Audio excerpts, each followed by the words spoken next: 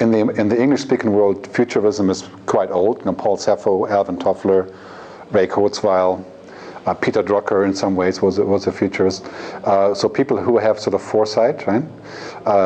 In the rest of the world, it's considered to be a little bit like a storyteller, but it's not about predictions. This is the most important part. It's not about predicting like Nostradamus. It's more about having ideas that coming out of research and conversations and bringing it down to a simple realization. I mean, it's quite clear, for example, you could have said in 1999, it was clear that music is going to be in the cloud, like Spotify, Moog. That was clear 10 years ago. So it didn't take much to see that, but to suggest it and to talk about it changes what people think. So my job is to share what I call foresights. Foresights are what I've learned will come.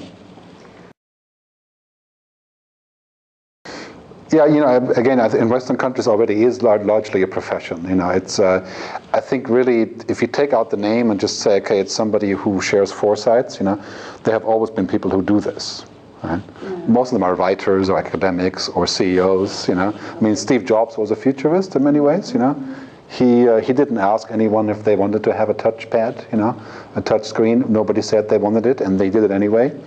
And Amazon, Jeff Bezos, nobody asked for the Kindle. He invented it.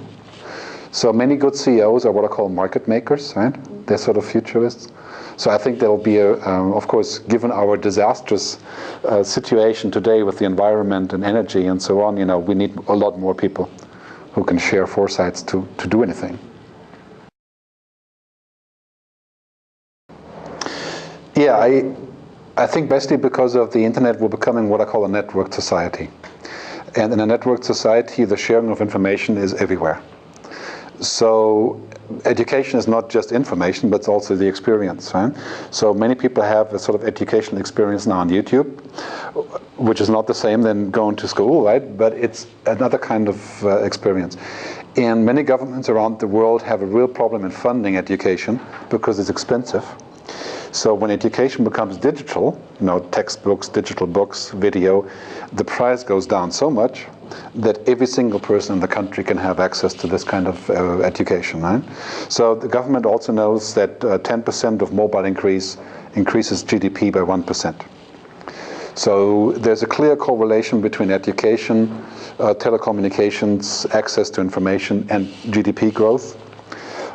So my view is education will become entirely digital. So pretty much available to anyone, anywhere, anytime.